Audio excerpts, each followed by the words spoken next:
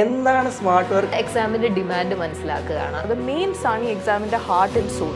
UPSCയുടെ മനസ്സ് മനസ്സിലാക്കാൻ ഇതൊരു ഭയങ്കര അൺഫെയർ ആയിട്ടുള്ള ഒരു എനിക്ക് എന്ത് കമ്മ്യൂണിക്കേറ്റ് ചെയ്യണോ ഫൈനലി ഞാൻ എഴുതിയത് നമ്മളൊരു ഐഡിയ നമ്മുടെ കോമൺ മാൻ ഏറ്റവും ക്യൂരിയസ് ആയിട്ടുള്ള നീ കെമിക്കൽ എഞ്ചിനീയറിംഗ് ആണോ, നീ അതുപോലെ അവരെന്നോട് ചോദിച്ചതിന് അപ്പോൾ അതൊക്കെ കഴിഞ്ഞപ്പോൾ ഒരു രസം ഉണ്ടായിരുന്നു. സിലബസ് ഒന്നും എനിക്ക് നിഗ്ലക്ട് ചെയ്യാതിരിക്കുക. 1-2 ക്വസ്റ്റ്യൻ അപ്പോൾ ഞാൻ വെച്ച് നിർത്തുന്നു. 4-5 ഐഡോണ്ടോ എങ്കിലും പറയാൻ റെഡി ആയിട്ടാണ് പറഞ്ഞൊരു കാര്യം. നമ്മളുടെ ഡാഫ് വെച്ച് നമ്മൾക്ക് ഒരു സുപ്പീരിയർ ഇൻഫീരിയർ അങ്ങനെ ശങ്കറിൽ വന്നപ്പോൾ എനിക്കൊരു ജാക്ക് പോട്ട് അടിച്ച ഫീൽ ആയിരുന്നു. ഇപ്പൊ പ്രിലിംസ് ആയിരുന്നു എനിക്ക് ഏറ്റവും പേടിയുള്ള ഒരു സ്റ്റേജ്. പക്ഷെ നമ്മുടെ ഒരു 365 ഡേയ്സ് പ്രിപ്പറേഷൻ പറഞ്ഞ ഏറ്റവും നമുക്ക് free advice I use to take the risk because അവസാനം UPSCയുടെ ആ പേപ്പർ കണ്ടപ്പോൾ കുഞ്ഞായോണ്ട് അവർ ജസ്റ്റ് പറഞ്ഞിട്ടങ്ങ് വിട്ടു. ഞാൻ 5 ക്വസ്റ്റ്യൻ എനിക്ക് ഞാൻ പറഞ്ഞില്ല. ഏറ്റവും കൂടുതൽ ആൾക്കാർ സിംപ്ലിസിറ്റി റിവാർഡ് ചെയ്യും. I should begin with ശങ്കറിന്റെ environment book. Okay, I would say this is a little home away from home for me. ഇനി we'll come back to preparation because നമ്മൾ ഇപ്പോഴും പ്രിപ്പറേഷൻ എത്തിയിട്ടില്ല. See, lot of people tell, see, I followed smart work. Okay, ചിലർ പറയും I worked really hard. So there is something called hard work and something called smart work. എന്താണ് smart work, എന്താണ് hard work, നിങ്ങൾ apply ചെയ്തിട്ടുള്ള hard work smart work ഒക്കെ എവിടെയാണ്, ഏത് ഫേസിലാണ് ഇത്? Have you ever thought about what all you did smartly, where all you toiled hard? എന്താണ് ഇതിനെ പറ്റി പറയാനുള്ളത്, smart work and hard work? I think smart work hard work എന്നുള്ളതിനേക്കാളും ഹാർഡ് വർക്ക് ആദ്യം. സ്മാർട്ട് വർക്ക് എന്ന് പറയുമ്പോൾ ചിലരിപ്പം വിചാരിക്കും കുറച്ച് സ്മാർട്ടായിട്ട് കുറച്ച് കാര്യം ചെയ്താൽ മതി, ഹാർഡ് വർക്ക് വേണ്ട എന്ന്. ഹാർഡ് വർക്ക് വേണം, എന്തായാലും അത് വേണം, എഫേർട്ട് വേണം. കുറച്ച് കാര്യങ്ങൾ സ്മാർട്ട് ആവണമെന്ന് വെച്ചാൽ എന്ത് ചെയ്യണം എന്നുള്ള കാര്യത്തിൽ നമുക്കൊരു ഐഡിയ വേണം. ലൈക്ക് ഇപ്പോൾ നിങ്ങൾക്ക് കുറച്ചുകൂടെ നേരത്തെ മനസ്സിലാക്കണം, എനിക്ക് അവസാനമാണ് മനസ്സിലായത് മെയിൻ സ്റ്റേ സിലബസിൽ ഓരോ കീവേഡും ഈസ് വെരി വെരി ഇമ്പോർട്ടൻ്റ് എന്നുള്ളത്. ഇപ്പോൾ ഞാൻ ലാസ്റ്റ് 2 അറ്റംപ്റ്റിൽ ഞാൻ ഇരുന്ന് ബാക്കി എല്ലാ നോട്ട്സും ഡിച്ച് ചെയ്തിട്ട് കീവേഡ് ഓരോന്നും എടുത്തിട്ട് എൻ്റെതായ നോട്ട്സ് പ്രിപ്പയർ ചെയ്യാൻ തുടങ്ങി. Like full page 10 മാർക്സിൽ. അതെനിക്ക് തോന്നുന്നു എന്നെ സംബന്ധിച്ച് ഒരു സ്മാർട്ടായിട്ടുള്ള വർക്കായിരിക്കും. അത് റിയലൈസേഷൻ ആയിരുന്നു ഇൻ ദ എൻഡ്. പിന്നെ സ്മാർട്ടായിട്ടുള്ള വർക്ക് എന്ന് പറഞ്ഞാൽ ടൈം മാനേജ് ചെയ്യുക, എവിടെയാണ് കൃത്യമായിട്ട് മാനേജ് ചെയ്യുക. പ്രിലിംസ് മീൻസ് കമ്പാർട്ട്മെൻറ്റലൈസ് ചെയ്യാതിരിക്കാൻ നോക്കുക.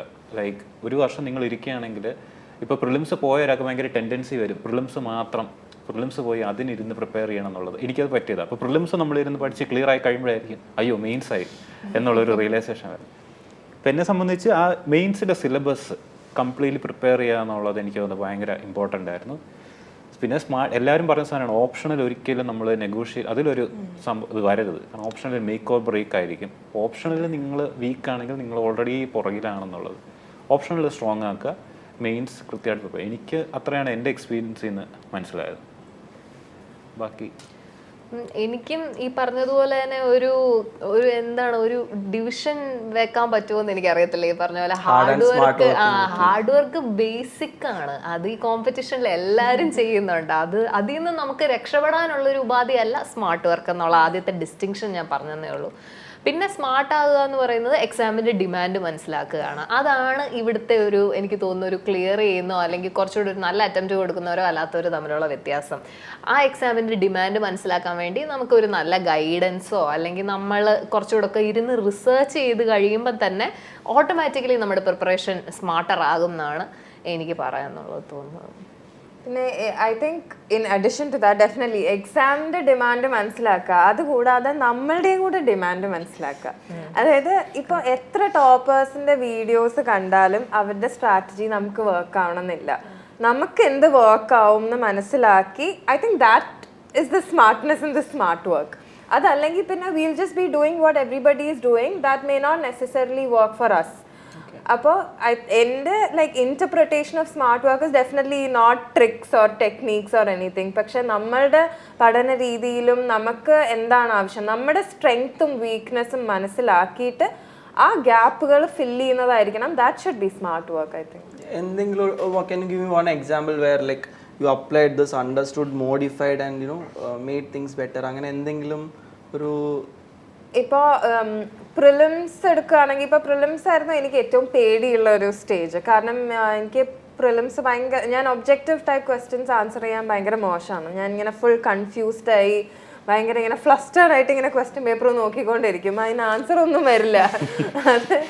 അപ്പോൾ പ്രിലിംസിൽ എനിക്കിങ്ങനെ ഭയങ്കര പാടായിരുന്നു. അപ്പോൾ എല്ലാവരും ഇങ്ങനെ ഓക്കെ നമ്മൾ കുറേ വീണ്ടും റിവൈസ് ചെയ്യണം, നമ്മുടെ സ്റ്റാറ്റിക് ബുക്സ് എല്ലാം വീണ്ടും റിവൈസ് ചെയ്യണം, എന്ന് വിചാരിച്ചുകൊണ്ടിരുന്ന സമയത്ത് ഐ റിയലൈസ്ഡ് ഓക്കെ എനിക്കിപ്പോൾ ബുക്ക് റിവൈസ് ചെയ്തിട്ട് എക്സാം എഴുതുമ്പോൾ എനിക്കത് വർക്ക് ആവുന്നില്ല. അതുകൊണ്ട് എനിക്ക് അങ്ങനെ റിപ്പീറ്റഡ് റിവിഷൻസ് എനിക്ക് വർക്ക് ആവുന്നില്ല. അപ്പോൾ തന്നെ ഐ റിയലൈസ്ഡ് ഇപ്പം എന്നാൽ പിന്നെ പ്രാക്ടീസ് ചെയ്ത് തുടങ്ങാം. അതാവുമ്പോൾ എനിക്ക് കുറച്ചും കൂടി കോണ്ടെക്സ്ച്വലി മനസ്സിലാക്കാൻ പറ്റും. ആൻഡ് ഞാൻ ആ ഒരു സോണിലേക്ക് എത്തും, ഒരു ക്വസ്റ്റ്യൻ സോൾവിങ് സോണിലേക്ക് ഞാൻ എത്തും എന്ന് വിചാരിച്ചിട്ട് ഞാൻ പ്രിറ്റി മച്ച് എൻ്റെ പ്രിലിംസിൻ്റെ ഫുൾ പ്രിപ്പറേഷൻ ക്വസ്റ്റ്യൻസ് ചെയ്തിട്ടാണ് തീർത്തത്.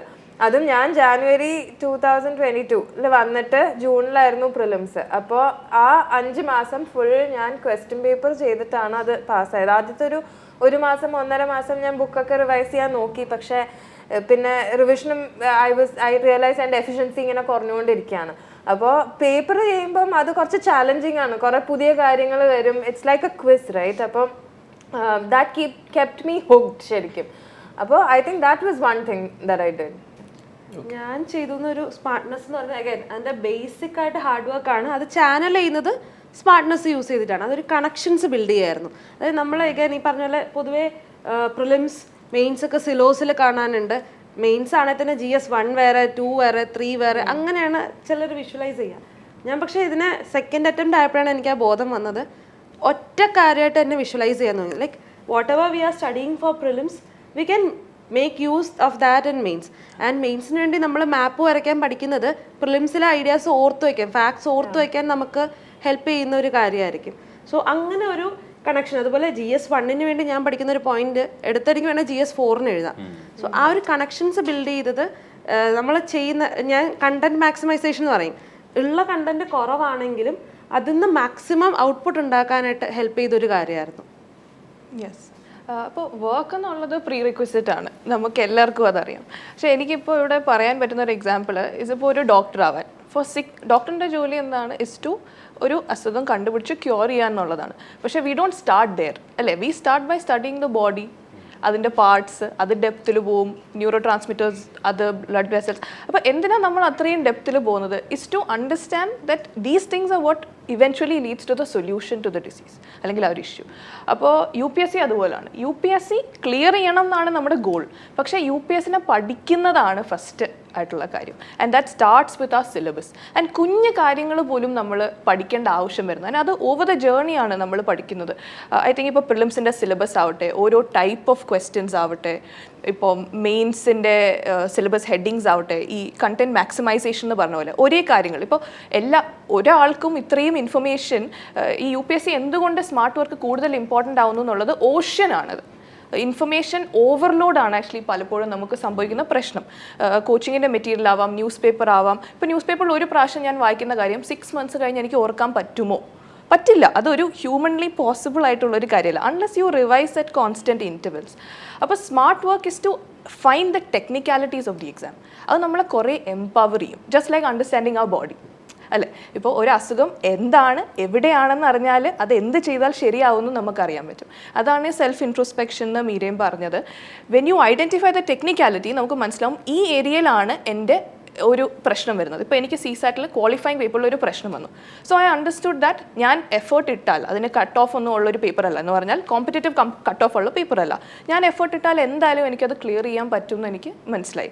സോ ഞാൻ അവിടെ എഫേർട്ട് ഇട്ടു. That would be what I would define as smart work. Understanding what we are doing. കാരണം UPSCയിൽ ഇറങ്ങുമ്പോൾ മോർ ദൻ ദ ഡ്രീം UPSCയെ മനസ്സിലാക്കുന്ന ഭയങ്കര ഇമ്പോർട്ടൻ്റ് ആണ്. ആൻഡ് പലപ്പോഴും നമ്മൾ we don't talk enough about it. The syllabus is very very important in UPSC. And syllabus follow ചെയ്താൽ we will be able to reach that cut. At least നമുക്ക് നമ്മുടെ part ചെയ്തു തീർക്കാൻ പറ്റും, കൺട്രോളബിൾ ആയിട്ടുള്ള കാര്യങ്ങൾ ചെയ്തു തീർക്കാൻ പറ്റും. പിന്നെ നേരത്തെ നമ്മൾ പറഞ്ഞു ഈ ക്വിറ്റിങ്ങിൻ്റെ കാര്യം, വെൻ ഷുഡ് വി സ്റ്റോപ്പ്. എൻ്റെ എന്ന് വെച്ചാൽ കുഞ്ഞ് അണ്ടർസ്റ്റാൻഡിങ് വെച്ചിട്ട് എനിക്ക് പറയാനുള്ളത് മെയിൻസ് ആണ് ഈ എക്സാമിൻ്റെ heart and soul. Prelims clear ചെയ്യുന്നതെന്ന് പറഞ്ഞാൽ യു ഷുഡൻ ബി ഡിസ്ഹാർട്ടൻ. കാരണം അതൊരു സീവാണ്. അതിൽ കുറേ പേർക്ക് പോവും. ഒരു വർഷം ഇത്രയും ലക്ഷം എഴുതുന്നതിൽ വളരെ കുറച്ച് പേരെ അത് ക്ലിയർ ആവുന്നുള്ളൂ. പക്ഷേ മെയിൻസിൻ if you have a flair, ചിലപ്പോൾ ഫസ്റ്റ് അറ്റംപ്റ്റിൽ you might get to the top. അല്ലെങ്കിൽ മെയിൻസിൽ if you have a flair in your next attempts you will improve.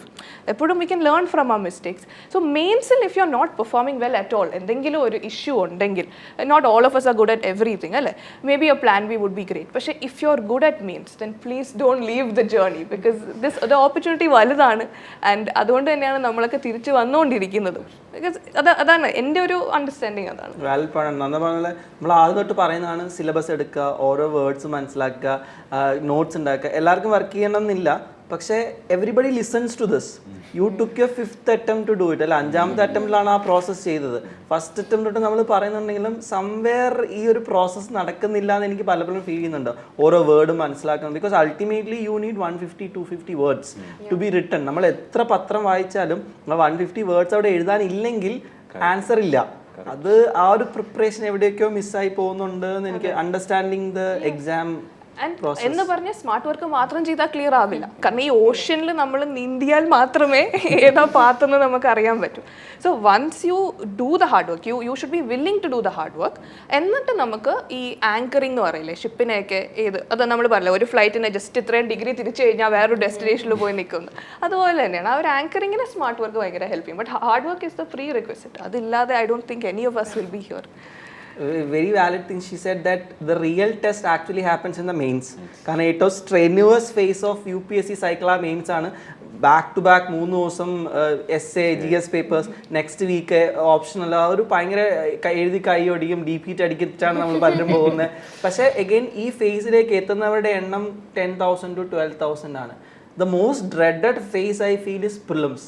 Because ഏറ്റവും കൂടുതൽ ആൾക്കാർ ഫെയിൽ ചെയ്യുന്ന ഫേസ് കഴിവുള്ള ആൾക്കാരെ പുറത്ത് നിർത്തുന്ന ഒരു ഫിലിംസ് ആണ്. അപ്പോൾ എനിക്ക് ചോദിക്കാനുള്ളത് ഒരു again we are nobody to comment on this, പക്ഷെ നമ്മുടെ ഒരു 365 days preparation is getting evaluated on 2 hours and 100 questions. Okay, I don't know it is a fair process, പക്ഷേ you all are somebody who have successfully conquered that phase. എങ്ങനെ, പ്രത്യേകിച്ച് ഇത്തവണത്തെ prelims question paper നിങ്ങൾ കണ്ടിട്ടുണ്ടാവും ഞാൻ വിശ്വസിക്കുന്നു. UPSC is giving twists. At least that is fair because everybody gets the twist. ഒരേപോലെയാണ് എല്ലാവരും ഫേസ് ചെയ്യുന്നത്. എന്നാലും ഈ ഒരു dreaded phase of prelims, as experience people who have cleared this prelims, what will you say to those aspirants who fear the prelims the most? Yes, I think അത് doctor പറഞ്ഞില്ലേ that കൂളായിട്ട് ഈ പ്രാവശ്യം പോയി എഴുതിയെന്ന്. ഐ തിങ്ക് ഞാൻ എൻ്റെ CSAT കഴിഞ്ഞ അറ്റംപ്റ്റിൽ അത് പഠിച്ചു. നമ്മൾ ഈ എക്സാമിനെ സീരിയസ് ആയിട്ട് എടുത്താൽ പ്രഷർ വരും. ആൻഡ് ആ 2 hours lot of things happen നമ്മുടെ മനസ്സിൽ. ഞാൻ ഏതെങ്കിലും ഒരു അറ്റംപ്റ്റിൽ, ഇത് ടിക്കറ്റ് എടുക്കുന്ന പോലെ സിനിമയ്ക്ക്, ഇപ്പോൾ ഒരു സിനിമ ഇപ്പോൾ ഇറങ്ങിയാൽ ഫസ്റ്റ് ഷോയ്ക്ക് ചിലപ്പോൾ ടിക്കറ്റ് കിട്ടില്ല, അടുത്ത ഷോയ്ക്ക് ആരും എഴുതുന്നത്. ടിക്കറ്റ് എടുക്കുന്നില്ല, അത് എഴുതുന്നു. മെയിൻസ് ആണ് നമ്മുടെ ടാർഗറ്റ്, ഒരിക്കലും പ്രിലിംസ് അല്ല. പ്രിലിംസ് കൂളായിട്ട് പോയി എഴുതാം, നമ്മുടെ കുറച്ച് ലക്കൊക്കെ ടെസ്റ്റ് ചെയ്യാം, റിസ്ക് എടുക്കാം. ഞാൻ കുറേ അധികം റിസ്ക് എടുക്കുന്ന ഒരാളായിരുന്നു പ്രിലിംസിന്. ഒരു 97 ഒക്കെ അറ്റംപ്റ്റ് ചെയ്യുന്ന ആളായിരുന്നു. I use to take the risk because എടുത്താലും എടുത്തില്ലെങ്കിലും മിക്കവാറും പുറത്താണ്. നമുക്കറിയാം, എക്സ്പീരിയൻസിലും അങ്ങനെ തന്നെയാണ്. 3 അറ്റംപ്റ്റിൽ ഒരു അറ്റംപ്റ്റിലേ നമുക്ക് കയറാൻ പറ്റിയിട്ടുള്ളൂ. സോ മെയിൻസ് ടാർഗറ്റ് ആക്കി വെച്ച് ഏത് അറ്റംപ്റ്റിലാണോ എനിക്ക് കയറാൻ പറ്റുന്നത് കയറട്ടെ. അല്ല, വേറൊന്നും ഇപ്പോഴത്തെ പ്രിലിംസിൽ വേറൊന്നും ചെയ്യാനില്ല. കിട്ടുമോ കിട്ടില്ലയോ, you know only when the question paper comes and you do it come out. കാരണം നമുക്ക് ചെയ്ത് കഴിഞ്ഞു വരുമ്പോഴും ഇപ്പൊ പറയാനില്ല. ഈ പ്രാവശ്യം ക്ലിയർ ചെയ്തവർക്ക് പോലും റിസൾട്ട് വന്നു കഴിഞ്ഞാണ് ക്ലിയർ ചെയ്തു എന്ന് അതെ. ഇപ്പൊ ഇത്രയും എക്സ്പീരിയൻസ്ഡ് ആയിട്ടുള്ള മെന്റേഴ്സിന് പോലും അത് സോൾവ് ചെയ്യാൻ പറ്റുന്നില്ലെങ്കിൽ, കാരണം ക്വസ്റ്റ്യൻ പേപ്പർ കിട്ടിക്കഴിഞ്ഞ് നമ്മൾ ബ്രെയിൻ സ്റ്റോം ചെയ്യണം, ഇതിന്റെ ഉത്തരം ഏതാ കണ്ടുപിടിക്കാൻ പറ്റുന്നില്ല. Only UPSC knows the answer. അതെ, അതും ഒരു ക്വസ്റ്റ്യൻ, അതാ ഞാൻ പറഞ്ഞ ഈ എക്സാമിന്റെ ടെക്നിക്കാലിറ്റീസ് നമ്മൾ മനസ്സിലാക്കണം. ഒരു ക്വസ്റ്റ്യൻ തെറ്റിയാലും ശരിയായാലും ഒക്കെ അവിടെ വരുന്ന ഡിഫറൻസ് ഒരു 2.66 മാർക്കിന്റെ ഒരു ഫ്ലിപ്പാണ് ചിലപ്പോൾ ഒരു ക്വസ്റ്റ്യൻ്റെ കറക്റ്റ് ആവുന്നതിലും തെറ്റാവുന്നതിലും ഒക്കെ വരുന്നത്. ആൻഡ് അതുകൊണ്ട് ഐ തിങ്ക് ഒന്നും പറയാൻ പറ്റില്ല. Prelims is an attempt you to give, കൂളായിട്ട് കൊടുക്കണം. നമ്മുടെ എഫേർട്ട് എല്ലാം ഇട്ടിട്ട് നല്ല റിസ്ക് എടുത്ത് കാമായിട്ട്, ഐ ഫീൽ ലൈക്ക് പ്രിലിംസിൽ അവർ അതാണ് ടെസ്റ്റും ചെയ്യുന്നത്. ഒരു എന്താ നമ്മൾ പറയുക, പ്രസൻസ് ഓഫ് മൈൻഡ് അവിടെ ഉണ്ടെങ്കിൽ എന്ന് പറഞ്ഞാൽ this is not the end of life. എനിക്ക് ഈ ഒരു എക്സാം കിട്ടുന്നു, ഞാൻ നല്ല സ്ട്രെസ്ഡ് ആണ്, പക്ഷേ കണ്ണ് തുറന്ന് നോക്കിയാൽ നമുക്ക് ക്ലൂസ്, എനിക്ക് പലപ്പോഴും ക്ലൂസ് കണ്ടുപിടിക്കാൻ പറ്റിയിട്ടുണ്ട് പ്രിലിംസിന്. എക്സ്പെഷ്യലി ഇപ്പം ഞാൻ ആദ്യത്തെ പ്രിലിംസ് കൊടുക്കുമ്പോൾ നോളജ് ആയിരുന്നു എൻ്റെ മെയിൻ ബേസ്. പക്ഷേ രണ്ടാമത്തെ പ്രിലിംസ് എന്ന് പറഞ്ഞാൽ ആക്ച്വലി സെക്കൻഡ് പ്രിലിംസ് കൊടുക്കുമ്പോൾ നോളജ് ആയിരുന്നു. തേർഡ് പ്രിലിംസിൽ എത്തുമ്പോഴത്തേക്ക് നോളജ് ഉണ്ടെങ്കിലും നമുക്ക് കണക്ഷൻസ് ബിൽഡ് ചെയ്യാൻ പറ്റും ആ ക്വസ്റ്റ്യൻസിൽ. ഇത് പ്രോബബിലിറ്റി ശരിയാണ്, പ്രോബബിലിറ്റി തെറ്റാണ്, ആ ഒരു പ്രോബബിലിറ്റി വെച്ച് മാത്രം നമുക്ക് ആ എക്സാം ക്ലിയർ ചെയ്യാൻ പറ്റും. Looking at the cut off, again coming back to technicality. Cut off എത്രയാണ്? 88 ഒക്കെയാണ്. 88 എന്ന് പറഞ്ഞാൽ റഫ്ലി 60 ക്വസ്റ്റ്യൻസ് പോലും നമ്മൾ ശരിയാക്കേണ്ട ആവശ്യം വരുന്നില്ല. 55 ശരിയായാലും you might clear, even if other 45 are wrong. അപ്പോൾ അങ്ങനെ നോക്കുമ്പോൾ ഐ തിങ്ക് കൂളായിട്ട് എഴുതേണ്ട ഒരു എക്സാം ആണ്. മെയിൻസിന് നല്ലതായിട്ട് പ്രെപ്പ് ചെയ്യുക, it will reward you. So first advice is be cool, presence of mind is important. Yes, ബാക്കിയുള്ളവർക്ക് എന്താണ് പ്രിലിംസിനെ പറ്റി പറയാനുള്ളതെന്ന് കേൾക്കാം. I think this presence of mind definitely. പക്ഷെ അത് കൂടാതെ ഞാൻ നേരത്തെ പറഞ്ഞ മാതിരി നമുക്ക് എന്താണ് നമ്മളുടെ ഒരു വേ ഓഫ് അറ്റംപ്റ്റിംഗ് ഉണ്ട്. അത് മെയിൻസിന് മാത്രമല്ല, അത് പ്രിലിംസിലും ഉണ്ട്. ഇപ്പം സിബിലു പറഞ്ഞു, സിബിലു 95 ഒക്കെ അറ്റംപ്റ്റ് ചെയ്തു. ഞാൻ എൻ്റെ പ്രിലിംസിന് 70 ക്വസ്റ്റ്യൻസ് അറ്റംപ്റ്റ് ചെയ്തത്. എല്ലാ ടെസ്റ്റ് എഴുതുമ്പോഴും എന്റെ അടുത്ത് ഇപ്പൊ ഞാൻ എഴുതിയിട്ടില്ല.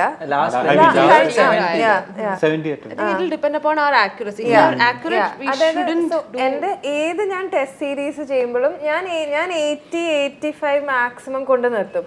അപ്പോഴൊക്കെ ഫാക്കൽറ്റി മെന്റേഴ്സ് എൻ്റെ അടുത്ത് വന്ന് പറയും, മീര ഇതിൽ പാസ്സാവില്ല.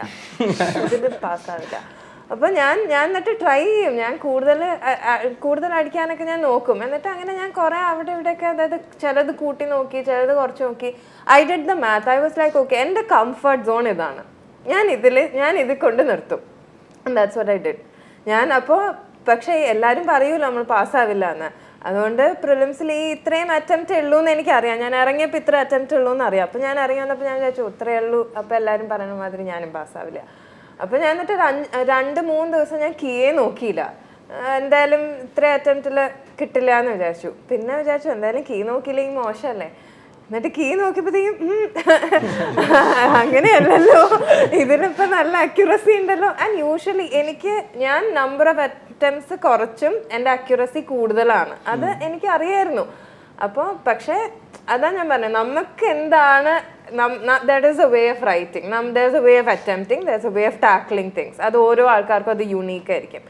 അത് വെച്ച് ടേക്ക് അഡ്വാൻറ്റേജ്. അല്ല, എനിക്ക് പറഞ്ഞ ഏറ്റവും കൂടുതൽ നമുക്ക് ഫ്രീ അഡ്വൈസ് കിട്ടുന്ന ഒരു സ്റ്റേജ് പ്രിലിംസ് ആയിരിക്കും. Like every person will be equally struggling with us and everybody will be having a take on. പക്ഷെ നമ്മൾ എല്ലാ ടേക്കും എടുക്കാൻ പോയി കഴിഞ്ഞാൽ നമുക്ക് പണി കിട്ടുകയുള്ളൂ. അതും പ്രിലിംസ് നമുക്കൊരു പ്രിലിംസ് ക്ലിയർ ചെയ്യുമ്പോൾ പലർക്കും ഒരു വാലിഡേഷൻ കിട്ടും, ഒരു കോൺഫിഡൻസ് ഉണ്ടാകും അങ്ങനെ. പക്ഷെ അതുവരെ every random person will comment on whatever we are doing.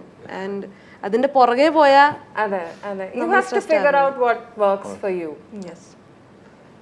എനിക്ക് തോന്നുന്നത്, എനിക്ക് പ്രിപ്പറേഷൻ പാർട്ടിനെ പറ്റി ഞാൻ പറയാം. 19 ഞാൻ കയറിയില്ല, 20, 21, 22 അടുപ്പിച്ച് പ്രിലിംസ് കയറി. ഞങ്ങൾ ബേസിക്സ് ആദ്യം നിങ്ങൾ സ്ട്രോങ് ആക്കുക, ഏതൊരു ആസ്പിറൻ്റ് ആണെങ്കിലും. അതായത് ഇപ്പം ലക്ഷ്മികാന്ത് നിങ്ങളുടെ ജോഗ്രഫി, എക്കണോമി, എൻവയൺമെൻറ്റ് അതേതല്ല. കാരണം അതിൽ നിന്ന് ക്വസ്റ്റ്യൻസ് ഒരു 30 എണ്ണം, ഒരു 25 to 30 എന്തായാലും വരും.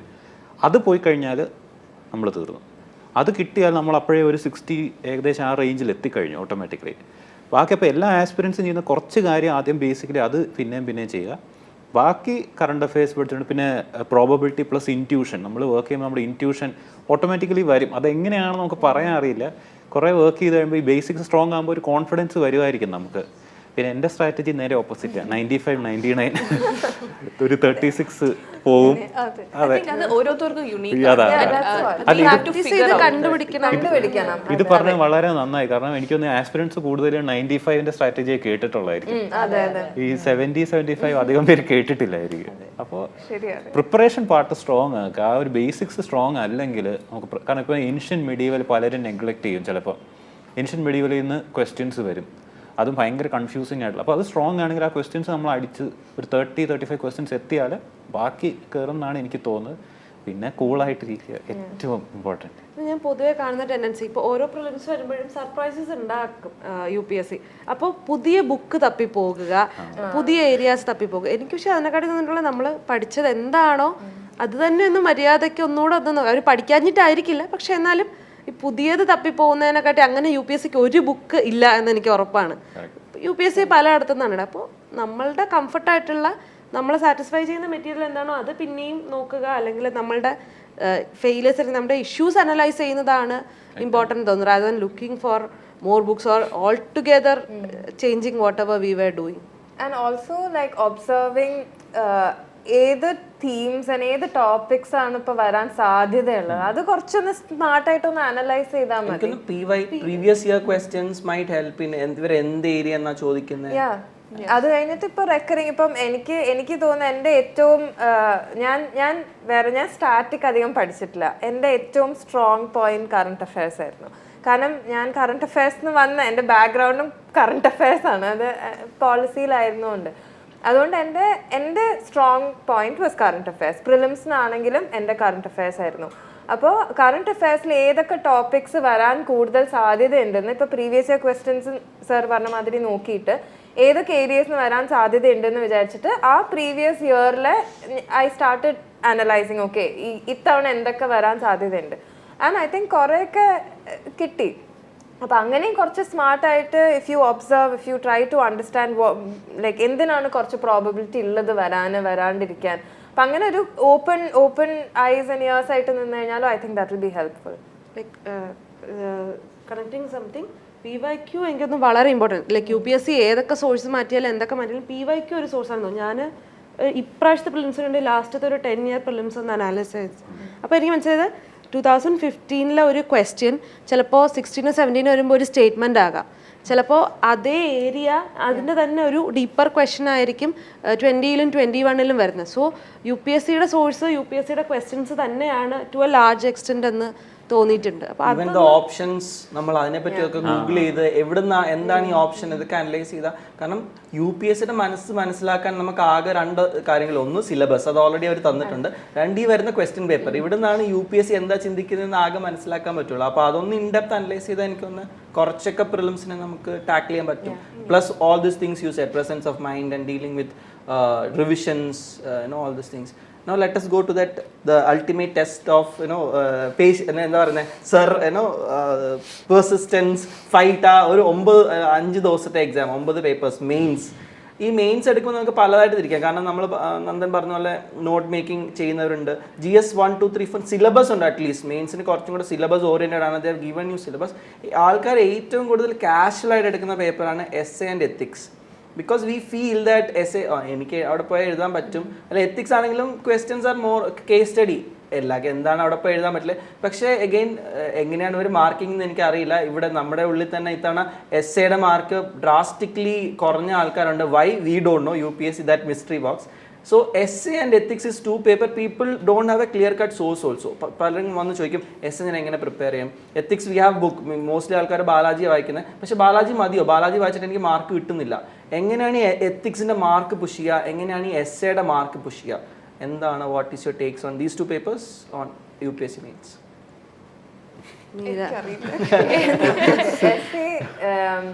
essay I did well in essay. അപ്പോൾ ethics also I did well in. So you are, I think, the best person to tell us. എനിക്ക് തോന്നുന്നു എന്നെ ഏറ്റവും കൂടുതൽ ഹെൽപ്പ് ചെയ്തത്, and this will probably be more helpful to people who are like beginning to prepare, is ആ ഒരു writing practice. ഇത് എത്തിക്സിനും I think is very important. എത്തിക്സിൽ പ്രോബബ്ലി നമ്മൾ കണ്ടന്റ് മാത്രം പഠിച്ചുകൊണ്ട് പോയിട്ട് മേ ബി ലൈക്ക് നമുക്ക് അത്രയും നന്നായിട്ട് സ്കോർ ചെയ്യാൻ പറ്റില്ലായിരിക്കാം. പക്ഷേ like I think what helped me is writing. ഞാൻ എഴുത്ത് ഞാൻ ചെയ്യുന്ന ഒരാളാണ്. അപ്പോൾ writing I think came a little naturally to me. പക്ഷേ അറ്റ് ദ സെയിം ടൈം ഇപ്പം എത്തിക്സിൻ്റെ ഒക്കെ ആ സിലബസ് വെച്ചിട്ട് നമ്മൾ എങ്ങനെ അതിനെ എന്താ പറയുക ഒരു ഫീൽ ഗുഡ്, അതായത് അത് വായിക്കുമ്പോൾ അവർക്കൊരു നല്ല സുഖം തോന്നണം എന്നുള്ള രീതിയിൽ എത്തിക്സ് പേപ്പർ എഴുതാൻ ഒരു ഇത്തിരി ബുദ്ധിമുട്ടാണ്. പിന്നെ ഞാൻ ഈ പറഞ്ഞ മാതിരി ഞാൻ എപ്പോഴും വിചാരിക്കും, എനിക്ക് തോന്നുന്നു മെയിൻസിൽ എനിക്ക് നല്ല മാർക്ക് കിട്ടാനുള്ള ഒരു റീസൺ ഇസ് ഞാൻ കുറേ ഒന്നും ബോധേർഡ് ആയിരുന്നില്ല. എനിക്ക് എന്ത് കമ്മ്യൂണിക്കേറ്റ് ചെയ്യണോ ഞാൻ അത് പോയിട്ട് എഴുതിയിട്ട് തിരിച്ചു വന്നു. അല്ലാതെ ഞാൻ അധികം എന്താ പറയുക സ്ട്രക്ചറും അങ്ങനെ കുറേ കാര്യങ്ങളൊന്നും ഞാൻ അതിനെക്കുറിച്ച് ആലോചിച്ചില്ല. ഇപ്പം എത്തിക്സിനെ കുറിച്ച് ഞാൻ പറയുമ്പോൾ എത്തിക്സിൻ്റെ ഏതോ ഒരു ക്വസ്റ്റ്യനിൽ എനിക്ക് അത് എഴുതി തുടങ്ങിയപ്പോൾ എനിക്ക് അത്ര ഡയമെൻഷൻസും പോയിന്റ്സ് എക്സാമ്പിൾസ് ഒന്നും വന്നില്ല, എൻ്റെ തലയിലേക്ക് വന്നില്ല. എനിക്ക് ആകെ ഒരു ഒറ്റ എക്സാമ്പിളേ വന്നുള്ളൂ. ആ ഒരൊറ്റ എക്സാമ്പിൾ ഞാൻ 2 പേജിൽ എഴുതി വെച്ച്. ബിക്കോസ് ലൈക്ക് പക്ഷെ എന്നാലും ഞാനതൊരു കഥയൊക്കെ മാതിരി എഴുതി കുറച്ച് തള്ളി. പക്ഷെ എന്നാലും എനിക്ക് ആ ഒരു പോയിന്റ് മാത്രമേ ഉണ്ടായിരുന്നുള്ളൂ. ഇഫക്റ്റീവ്ലി അതിൽ മാത്രമേ ഉണ്ടായിരുന്നുള്ളൂ. അപ്പം അങ്ങനെ കുറച്ചൊന്ന് ഇംപ്രൂവൈസ് ചെയ്യാൻ ഐ തിങ്ക് എത്തിക്സിൽ കുറച്ചൊരു we can be like A little daring. essay I think for somebody who wants to score well in essay I think it's very important to start writing. അത് ഞാൻ എപ്പോഴും പറയും ലൈക്ക് ഇപ്പം എന്തെങ്കിലും ഒരു ഭയങ്കര നോർമലായിട്ട് നമ്മൾ ഡെയിലി ഉപയോഗിക്കുന്ന ഒരു കാര്യത്തിനെ കുറിച്ച് തന്നെ we can just start writing.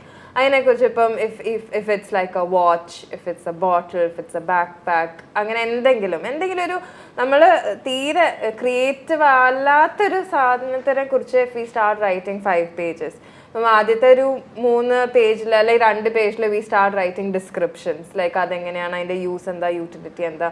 പക്ഷെ അത് കഴിഞ്ഞാൽ then will start thinking a little bit, so will go beyond. അപ്പോൾ then you draw from like examples like from movies, you try to understand ഈ കുറച്ചിങ്ങനെ നമ്മളും ഫിലോസഫിക്കലാവും അതിനെക്കുറിച്ചൊക്കെ. പക്ഷെ നമ്മളിപ്പോൾ പെട്ടെന്നൊരു സ്റ്റേറ്റ്മെൻറ്റ് കണ്ട് 12 പേജ് എഴുതാന്ന് വെച്ച് കഴിഞ്ഞാൽ അതിപ്പോൾ നന്നായിട്ട് എഴുതുന്ന ഒരാൾക്ക് പോലും എഴുതാൻ പറ്റില്ല.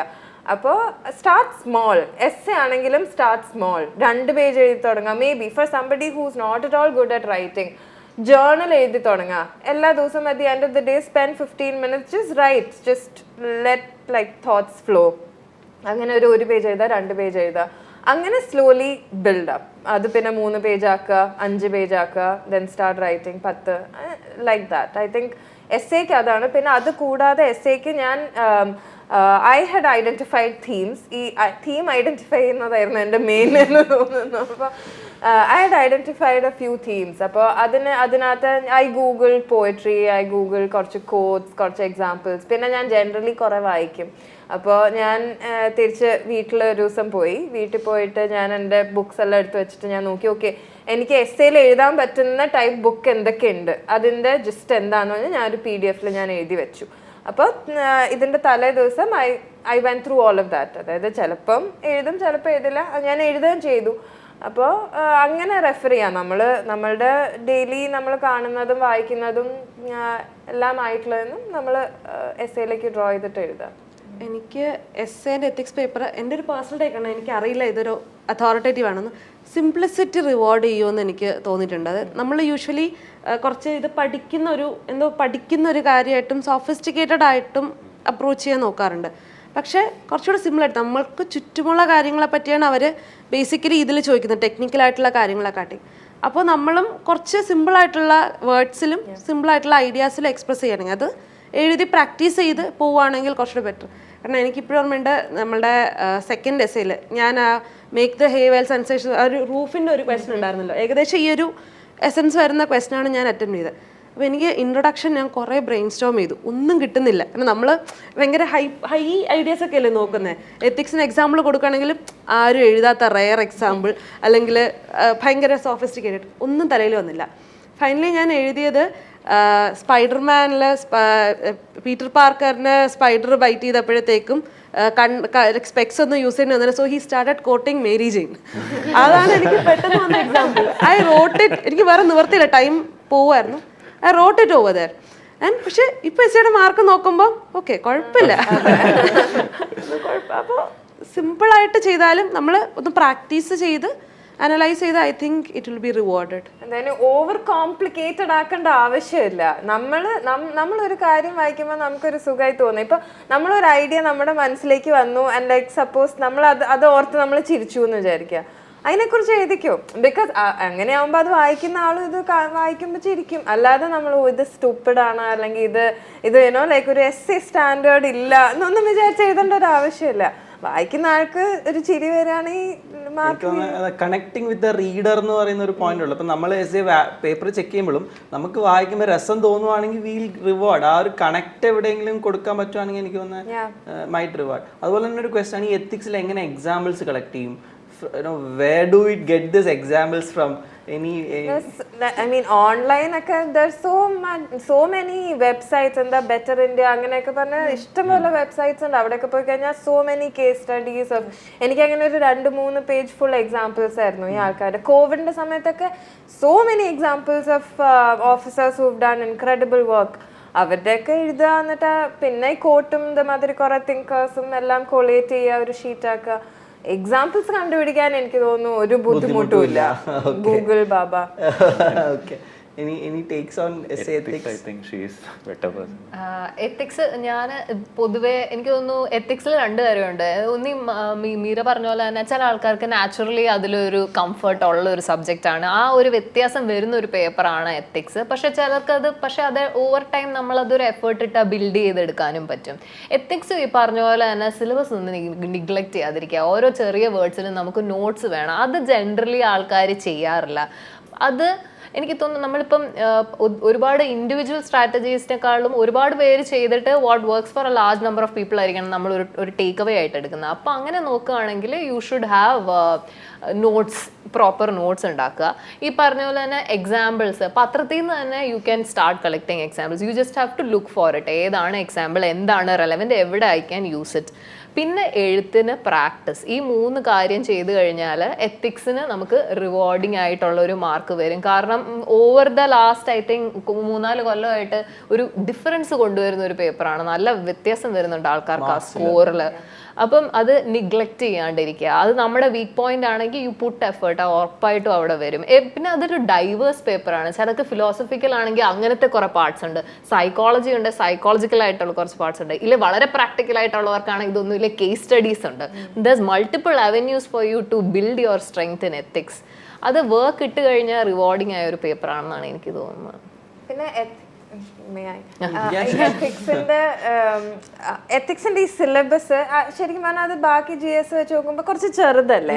പിന്നെ ഈ എത്തിക്സ് സിലബസ് ഐ തിങ്ക് അതിങ്ങനെ സൈലോസ് ആയിട്ട് കാണണ്ട. കാരണം നമ്മളിപ്പോൾ ചിലപ്പം എന്താ പറയുക, ഒരു ആറ്റിറ്റ്യൂഡിന്റെ ഒരു എക്സാമ്പിൾ കണ്ടുപിടിക്കുകയാണെങ്കിൽ അത് ചിലപ്പോൾ നമുക്ക് ഇമോഷണൽ ഇന്റലിജൻസിനും യൂസ് ചെയ്യാം, വേറെ എന്തിനെങ്കിലും യൂസ് ചെയ്യാം. അതുകൊണ്ട് യുനോ ഒരു സാധനം ഞാനത് ആ ടോപ്പിക്കിലല്ലേ പഠിച്ചത്, അപ്പോൾ പിന്നെ ഇതിൽ എഴുതുന്നത് അത് കറക്റ്റ് ആണോ, അങ്ങനെ പഠിക്കാതെ എത്തിക്സ് ഇങ്ങനെ ഒരു കോംപ്രിഹെൻസീവ് ആയിട്ട്. അപ്പോൾ ഇങ്ങനെ ആകുമ്പോൾ ആക്ച്വലി കുറച്ച് പഠിച്ചാൽ മതി, പക്ഷെ അത് നമുക്ക് മാറ്റി മറിച്ചു വിടാം, എക്സാമ്പിൾസ് ആയാലും കോട്ട്സ് ആയാലും എല്ലാം. അപ്പോൾ ആക്ച്വലി അത് ഭയങ്കര ഈ പറഞ്ഞ മാതിരി കുറച്ച് എഫേർട്ട് ബാക്കി GS 1, 2, 3 കമ്പയർ ചെയ്യുമ്പോൾ കുറച്ച് എഫേർട്ട് കുറവും, പക്ഷേ എക്സ്ട്രീംലി ഹൈ റിവാർഡിങ് ആണ്. എനിക്കതിൽ ഒരു തോന്നിയത് നമുക്ക് ഇടാൻ പറ്റുന്ന വേറൊരു എഫേർട്ട് എന്ന് പറയുന്നത് 3 hours ആയിട്ടൊന്ന് എഴുതി നോക്കുന്നത് കുറച്ചുകൂടെ ബെറ്റർ ആയിരിക്കും എന്ന് എനിക്ക് തോന്നുന്നത്. കാരണം ഈ കേസ് സ്റ്റഡീസ് ഒക്കെ ഇപ്പോൾ കുറച്ച് ലോങ് ആയിട്ട് ആൾക്കാർക്ക് എഴുതി കംപ്ലീറ്റ് ചെയ്യണം, അതൊന്ന് വായിച്ച് ഡെസിഫർ ചെയ്യാനും എഴുതി കംപ്ലീറ്റ് ചെയ്യാനാണ്. സോ നമ്മൾ എത്ര പഠിച്ചിട്ടും അത് എഴുതി തീർക്കാൻ പറ്റാത്തൊരു സിറ്റുവേഷൻ വരുന്നു. സോ കുറച്ചുകൂടെ നമ്മൾ യൂഷ്വലി എടുക്കുന്ന 1 or 2 ടെസ്റ്റിനെ കാട്ടിയും 1-2 ടെസ്റ്റ് കൂടെ ഓവർ ഡൂ ചെയ്യണമെന്നല്ല, 1-2 ടെസ്റ്റ് കൂടെ എക്സ്ട്രാ എടുത്തു കഴിഞ്ഞാൽ വീൽ ഫിഗർ ഔട്ട് നമ്മളുടെ ഹാപ്പി പ്ലേസ് ഏതാണ്, എവിടെ നമുക്ക് ടൈം കുറയ്ക്കാം, എവിടെ ടൈം നമുക്ക് കൂടുതൽ മാനേജ് ചെയ്യാമെന്ന് മനസ്സിലാക്കാൻ പറ്റുമെന്ന് തോന്നുന്നു. ഓക്കെ, ഇനി we'll go to the next phase. കാരണം എനിക്കൊന്ന് കോമൺ മാൻ ഏറ്റവും ക്യൂരിയസ് ആയിട്ടുള്ള ഫേസ് ഇൻ്റർവ്യൂ ആണ്. കാരണം ഇൻ്റർവ്യൂ പോയെന്ന് പറയുമ്പോൾ ഈവൻ നമുക്ക് വളരെ ഡിസ്റ്റന്റ് റിലേറ്റീവ് എന്താ അവർ ചോദിച്ചത്, നിങ്ങൾ എന്താ ഉത്തരം, ദിസ് ക്വസ്റ്റ്യൻ പോപ്സ് അപ്പ്. അപ്പോൾ ശരിക്കും പറഞ്ഞാൽ നമുക്ക് അപ്പം കിട്ടിയില്ല, അയ്യോ ഇന്റർവ്യൂവിന് മാർക്ക് പോകുന്ന ബേസിക്കലി മെയിൻസ് പ്ലസ് ഇന്റർവ്യൂ ആണെന്ന് കോമൺ മാൻ ചിലപ്പോൾ അറിയില്ല. സോ ദേ ഫീൽ ഇന്റർവ്യൂ എന്തോ ഈ അഗൈൻ മൂവീസ് ആണ് ഹൈപ്പ് ചെയ്ത് വെച്ചിരിക്കുന്നത്, ഇങ്ങനെ എല്ലാവരും വന്നിരിക്കുന്നു, ദുൽഖർ സൽമാൻ വന്നിരിക്കുന്നു, ചോദ്യം ചോദിക്കുന്നു. So it's a big thing. അപ്പോൾ എല്ലാവർക്കും ക്യൂരിയസ് ആയിട്ടുള്ള ഒരു ക്വസ്റ്റൻ ആണ്. 12 പേര് ചേർന്ന് So how was your interview experience and any interesting questions you got from the board this year's interview? വളരെ സബ്ജക്റ്റീവ് ആയ ഒരു സ്റ്റേജ് ആണ് ഈ പറഞ്ഞ പോലെ ഇന്റർവ്യൂ. അതുകൊണ്ട് തന്നെ എനിക്ക് തോന്നുന്നു ഇതുപോലെ ഒത്തിരി മിത്സ് ഉണ്ട്, നമുക്ക് എല്ലാവർക്കും അറിയാം. അത് മിത്സ് ഒക്കെ വലിയ കാര്യമില്ല. ബേസിക്കലി ഒരു ഫോർമൽ സെറ്റിങ്ങിലുള്ള ഒരു ഇന്ററാക്ഷൻ ആണ് അവർ നോക്കുന്നത്. And there are lot of factors. നമുക്ക് കൺട്രോൾ ചെയ്യാൻ പറ്റുന്ന കുറേ കാര്യങ്ങളുണ്ട്, അതിൽ ഫോക്കസ് ചെയ്യാം. നമ്മുടെ ഡാഫ് വിവരങ്ങൾ ഇതൊക്കെ നോക്കിയിട്ട് നമുക്ക് പോവാം. ബട്ട് സ്റ്റിൽ അവർ ചോദിക്കുന്ന ചോദ്യങ്ങൾ നമ്മൾ പ്രതീക്ഷിക്കാത്ത ഒന്നുമല്ല. ഞാൻ 3 ഇന്റർവ്യൂവിന് പോയിട്ടുണ്ട്. പല പല എക്സ്പീരിയൻസസ് ആയിരുന്നു ഓരോ തവണ. ഫസ്റ്റ് ഞാൻ ഇന്റർവ്യൂവിന് പോകുമ്പോൾ ഞാൻ അത്ര പ്രിപ്പയർഡ് ആയിരുന്നില്ല, ഡാഫൊന്നും ഞാൻ അത്ര കാര്യമായിട്ട് ചെയ്തിട്ടില്ല. കോവിഡ് ടൈമിലായിരുന്നു, എനിക്ക് ബസ്സി സാറിൻ്റെ ബോർഡായിരുന്നു. ഞാൻ ചെന്നപ്പോഴത്തേനും വലിയൊരു ഹാളിലായിരുന്നു അന്ന് ഇൻ്റർവ്യൂ. ആൻഡ് ക്വാറന്റൈൻ ഒക്കെ ഉണ്ടായിരുന്നു. അപ്പം അവർ സാനിറ്റൈസ് ചെയ്തു ചെയർ. അപ്പം സാർ ഞാൻ അകത്തോട്ട് കയറി വന്നപ്പോഴത്തേനും സാർ പറഞ്ഞു, ഓ നീ കെമിക്കൽ എഞ്ചിനീയറിംഗ് ആണോ, നീ മണത്ത് നോക്ക്, മാസ്ക് താക്ക്, മണത്ത് നോക്കിയിട്ട് പറ ഇത് ഏത് കെമിക്കലാണ് ഞങ്ങൾ യൂസ് ചെയ്തതെന്ന്. അപ്പോഴേ ഞാൻ പതറി. അതിൽ നിന്ന് റിക്കവർ ചെയ്യാൻ തന്നെ എനിക്ക് 3-4 ക്വസ്റ്റ്യൻ എടുത്തു. കാരണം അങ്ങനെ പെട്ടെന്നൊന്നും അങ്ങനെ കിട്ടുന്നില്ല. എന്തോ ഒരു കെമിക്കൽ ആയിരിക്കും, ഇതാണോ എക്സാക്ട്ലി എന്ന് ചോദിച്ചു കഴിഞ്ഞാലും അവർ ഒരു ഫീഡ്ബാക്ക് ഒന്നും തരുന്നൊന്നുമില്ല. നമ്മള് എൻട്രി വിഷ് എല്ലാം പ്ലാൻ ചെയ്തിട്ട് അതെ അതെ അതെ, നമ്മൾ ഇതുപോലെ സെറിമോണിയൽ ആയിരിക്കും എന്നൊക്കെ പറഞ്ഞ് പ്ലാൻ ചെയ്ത് പോകുമ്പോൾ ഇങ്ങനത്തെ അൺഎക്സ്പെക്റ്റഡ് സംഭവങ്ങളും ഉണ്ടാവാം. പക്ഷെ അത് സംബന്ധിച്ച് ഈ ഒരു അറ്റംപ്റ്റിൽ എനിക്ക് പോയ ഇന്റർവ്യൂവിൽ ഒരു nothing out of the ordinary, വളരെ നോർമൽ ആയിട്ടൊരു കോൺവെർസേഷൻ ആയിരുന്നു. ഇപ്പം വളരെ സബ്ജക്റ്റീവ് ആണ് എന്ത് സംഭവിക്കാം എന്നുള്ളത്. ആ സമയത്ത് നമ്മൾ ഓണസ്റ്റ് ആയിട്ടിരിക്കുക, നമുക്ക് അറിയാവുന്ന കാര്യങ്ങൾക്ക് മാത്രം ഉത്തരങ്ങൾ കൊടുക്കുക, അറിയില്ലെന്ന് പറയുക, അതൊക്കെ മേക്സ് ഇറ്റ് ഡിഫറെൻറ്റ്. അതാണ് അവർ നോക്കുന്നത്. ബേസിക്കലി ആർക്കും ഒരു 25 മിനിറ്റ്സിന് നമ്മുടെ ഹോൾ ലൈഫ് സ്റ്റോറിയോ പേഴ്സണാലിറ്റിയോ ഇവാലുവേറ്റ് ചെയ്യാൻ പറ്റില്ല. അപ്പം ആ ഒരു ഇതാണ് ഇന്റർവ്യൂവിൻ്റെ എന്ന് എനിക്ക് മനസ്സിലായത്. ഐ പേഴ്സണലി തിങ്ക് ഇതൊരു ഭയങ്കര അൺഫെയർ ആയിട്ടുള്ള ഒരു സ്റ്റേജാണ് ഈ പറഞ്ഞതുപോലെ. കാരണം എനിക്ക് ഒത്തിരി പേരുടെ എക്സ്പീരിയൻസ് കേട്ടിട്ട് എന്നെക്കാളും ഒക്കെ ഡിസേർവിങ് ആയിട്ടുള്ളവർ ആ ഒരു അരമണിക്കൂറിൽ ഇരിക്കുന്നവരുടെ ഒരു അപ്പോഴത്തെ അവര് ജഡ്ജ് ചെയ്യുന്നത് വെച്ചിട്ട് അവർ ചോദിക്കുന്ന ചോദ്യങ്ങൾ അതിൽ നിന്നാണ് അവരുടെ ജഡ്ജ്മെന്റിൽ സബ്ജക്ടിവിറ്റി ഉണ്ട്. പക്ഷെ അത് കാരണം കുറെ പേര് സർവീസിന്റെ പുറത്താവേണം വെറും സബ്ജക്ടിവിറ്റി കാരണം. അതെ, അപ്പൊ നമ്മൾ പഠിച്ചിട്ടുള്ള ഏരിയ ആണെങ്കിൽ നമുക്ക് നല്ല മാർക്ക്, അത് അങ്ങനെ അല്ലെങ്കിൽ മാർക്ക് പോയി, അതല്ലല്ലോ. അപ്പൊ അതുകൊണ്ടൊരു ഇതുണ്ട്. എനിക്ക് പേഴ്സണലി ഇപ്രാവശ്യം പ്രീതി സുധൻ മാം ആയിരുന്നു, പുള്ളിക്കാരി ഹെൽത്ത് സെക്രട്ടറി ആയിരുന്നു. അപ്പോൾ of course health Kerala MBBS and health secretary അതിൽ നിന്നാണ് ചോദിച്ചത്. പിന്നെ പറഞ്ഞ പോലെ ഞാൻ 5 ക്വസ്റ്റ്യൻ എനിക്ക് ഞാൻ പറഞ്ഞില്ല. അപ്പോൾ ഐ ഡോണ്ട് നോ, ബ്ലഫ് ചെയ്യാൻ പോയില്ല. എൻ്റെ ഫീൽഡിൽ നിന്നുള്ളത് തന്നെ സർജറി, ഏതൊരു ലേറ്റസ്റ്റ് സർജറിയെ പറ്റി ചോദിച്ചാൽ അറിയില്ല എന്ന് പറഞ്ഞു. അപ്പോൾ എനിക്കൊന്നും അറിയില്ല എന്ന് പറഞ്ഞത് വലിയ, അപ്പോൾ എനിക്ക് പേടിയുണ്ടായിരുന്നു. പക്ഷേ മാർക്സ് വെച്ച് നോക്കുമ്പോൾ അത് വലിയ പ്രശ്നം ഉണ്ടാക്കില്ല. ഇൻട്രസ്റ്റിംഗ് ആയിട്ടുള്ള ക്വസ്റ്റ്യൻസ് ഒന്നും ഇല്ലായിരുന്നു. എലന്തൂരം മറ്റേ നമ്മുടെ സംഭവം കേരളത്തിലെ സോഷ്യൽ ഈവിൾസിനെ പറ്റിയുള്ള ക്വസ്റ്റ്യൻ, അപ്പോൾ അത് എനിക്കൊരു ഹിറ്റ് ചെയ്യാൻ പറ്റി. സോഷ്യൽ ഈവിൾസിനെ പറ്റി ചോദിച്ചപ്പോൾ എനിക്ക് അത്യാവശ്യം ഹിറ്റ് ചെയ്യാൻ പറ്റി, നല്ലൊരു ആൻസർ പറയാൻ പറ്റി. അല്ലാതെ ഒത്തിരി ക്വസ്റ്റ്യൻസ്, ലാസ്റ്റ് ഒരു മെമ്പർ വന്നിട്ട് ലോക്കൽ ഗവൺമെന്റിന് ഇൻട്രിക്കസീസിനെ പറ്റിയിട്ട് അങ്ങനെ ക്വസ്റ്റ്യൻ അറിയാം. അത് കളക്ടർ ലോക്കൽ ഗവൺമെന്റ് ആ ഒരു ബന്ധം എങ്ങനെയാണെന്ന് 1-2 ക്വസ്റ്റ്യൻ അപ്പോൾ ഞാൻ വിചാരിച്ച് നിർത്തുമെന്ന് വിചാരിച്ചു. ഇല്ല, അത് പോവാണ്. അതായത് ജില്ലാ പരിഷത്ത് എങ്ങനെയാണ് വർക്ക് ചെയ്യുന്നത്, കളക്ടറിന്റെ റോൾ എന്താണ്, പഞ്ചായത്ത്, ബ്ലോക്ക് പഞ്ചായത്ത്, ഗ്രാമപഞ്ചായത്ത് തമ്മിലുള്ള റോൾ എന്താണ്, ഒരു 3 പ്രാവശ്യം ആയിടോണ്ട് ലാസ്റ്റ് പുള്ളി തന്നെ എന്നാ ഓക്കെ അറിയത്തില്ല മതി എന്ന് പറഞ്ഞിട്ട്. അപ്പോൾ ഒരു 25 മിനിറ്റ്സിൽ. അപ്പം ഇതേപോലല്ല ചിലരുടേത് ഭയങ്കര നല്ല എക്സ്പീരിയൻസ് ആയിരുന്നു, അവർക്ക് പക്ഷെ മാർക്ക് കിട്ടിയില്ല. അത് കാണുമ്പോൾ ഭയങ്കര സങ്കടം തോന്നുന്നുണ്ട്.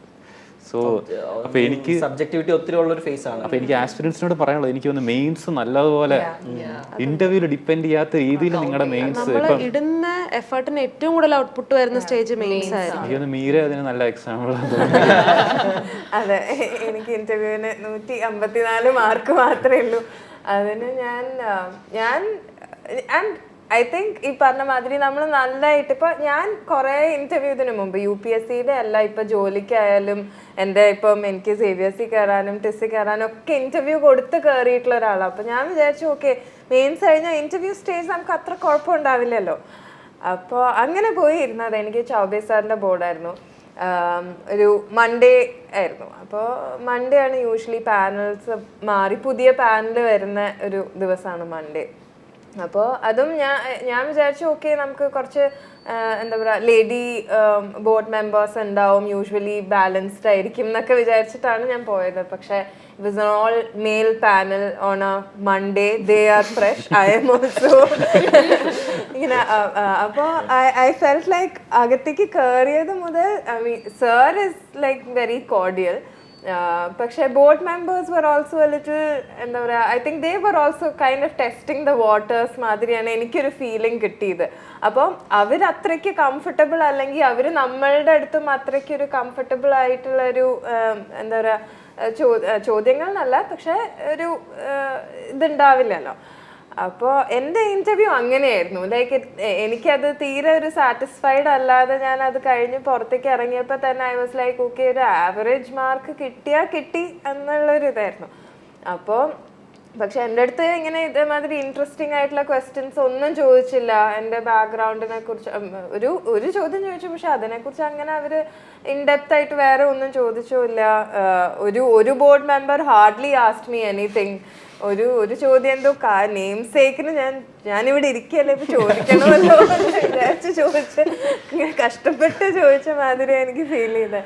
അപ്പോൾ അതൊക്കെ കഴിഞ്ഞപ്പോൾ ഒരു രസം ഉണ്ടായിരുന്നില്ല, പുറത്തേക്ക് ഇറങ്ങിയപ്പോൾ ഒരു ഫീൽ ഗുഡ് ഒന്നും ആയിരുന്നില്ല. പിന്നെ അപ്പോൾ മാർക്ക് വന്നപ്പോൾ ഞാൻ വിചാരിച്ചു അറ്റ്ലീസ്റ്റ് ഒരു ആവറേജ് 170 എങ്കിലും കിട്ടിയാൽ മതി എന്ന് വിചാരിച്ചിട്ടാണ് വന്നത്. പക്ഷേ 154 ആയിരുന്നു, which is sort of like below average. അത് അപ്പോൾ that was A little disappointing. പക്ഷെ അവിടെയാണ് ഐ തിങ്ക് ഈ നമ്മൾ യു കൺട്രോൾ ദ കൺട്രോളബിൾസ്. അത് മെയിൻസിന് ഇപ്പം എനിക്ക് ഇത്രയും മാർക്ക് ഇല്ലായിരുന്നെങ്കിൽ എനിക്ക് ഞാൻ കയറി ചെയ്ത് പോയിട്ട് എനിക്ക് ഇത്ര ലൈക്ക് നല്ല റാങ്കും കിട്ടില്ലായിരുന്നു, ലൈക്ക് എനിക്ക് വേണ്ട സർവീസും എനിക്ക് കിട്ടില്ലായിരുന്നു. അപ്പം മെയിൻസ് ആയിരുന്നു എൻ്റെ ആ ഒരു കുഷൻ. കാരണം നമ്മൾ ഇൻ്റർവ്യൂവിനകത്ത് ഈ മാർക്ക് പറഞ്ഞ മാതിരി നമുക്ക് കൺട്രോൾ ചെയ്യാൻ പറ്റിയത് that is only so much, like കുറച്ചേ ഉള്ളൂ. നമ്മൾ അവിടെ പോവുക, വലിയ ബ്ലണ്ടറൊന്നും കാണിക്കാണ്ടിരിക്കുക, ചിരിക്കുക, നമ്മൾ പ്ലസൻ്റായി ഓക്കെ പറയാൻ പറ്റുന്നതൊക്കെ പറയാ, തിരിച്ചു വരാം, ഇത്രയേ ഉള്ളൂ, ഇത്രയും നമുക്ക് കൺട്രോൾ ചെയ്യാൻ പറ്റുള്ളൂ. ആ ഓപ്പോസിറ്റ് സൈഡിൽ ഇരിക്കുന്ന ഒരു സെറ്റ് ഓഫ് ആൾക്കാരുടെ എന്താണ് what goes on in their mind is not in your control. അപ്പം മെയിൻസ് ആണ് ശരിക്കും കൂടുതൽ നമ്മളെ ഹെൽപ്പ് ചെയ്യുക, നമ്മളെ കൂടുതൽ ഇതിൽ പുഷ് ചെയ്യുന്നത് ഇസ് ഡെഫിനറ്റ്ലി മെയിൻസ്. റാൻഡംനെസ് എനിക്ക് ഫേവറബിൾ ആയിട്ട് വന്നൊരു സിറ്റുവേഷൻ ആയിരുന്നു. എനിക്ക് എൻ്റെ ഇൻ്റർവ്യൂ ഞാൻ ഭയങ്കര ഹാപ്പി ആയിരുന്നു ഇൻ്റർവ്യൂ അല്ല, I not say it was stressful interview. അവർ ചില്ലായിരുന്നു, പക്ഷേ എനിക്ക് എൻ്റെ അനാലിസിസ് കുറച്ച് പ്രശ്നമാണ്. അവർ എന്നോട് ചോദിച്ച എല്ലാ ചോദ്യങ്ങളും എനിക്ക് നല്ല ഓർമ്മ ഉണ്ടായിരുന്നു, which is A very bad thing. എന്നിട്ട് ഞാൻ വീട്ടിൽ വന്നിരുന്ന് എൻ്റെ ഓരോ ആൻസറും അനലൈസ് ചെയ്യാൻ തുടങ്ങി. വളരെ മോശമായിരുന്നു എനിക്കിട്ട മാർക്ക്. അപ്പോൾ അഗൈൻ ഞാൻ കുറേ പ്ലാൻ ചെയ്ത്, നമ്മളെല്ലാവരും പ്ലാൻ ചെയ്ത് പോകുമല്ലോ. അപ്പോൾ എല്ലാവരും എന്നോട് പറഞ്ഞിരുന്നൊരു കാര്യമാണ് I talk a lot, so brevity maintain ചെയ്യാമെന്ന്. ഞാൻ കുറേ ശ്രമിച്ചു, അതിനകത്ത് കയറിയപ്പോൾ കാര്യം കൈവിട്ട് പോയി. I am someone who watches movies, പക്ഷേ മൂവി വാച്ചിങ് കുറേ ടെക്നിക്കാലിറ്റി ഒക്കെ ചോദിച്ചാലോ എന്ന് കരുതി ഞാൻ വെച്ചിട്ടില്ലായിരുന്നു.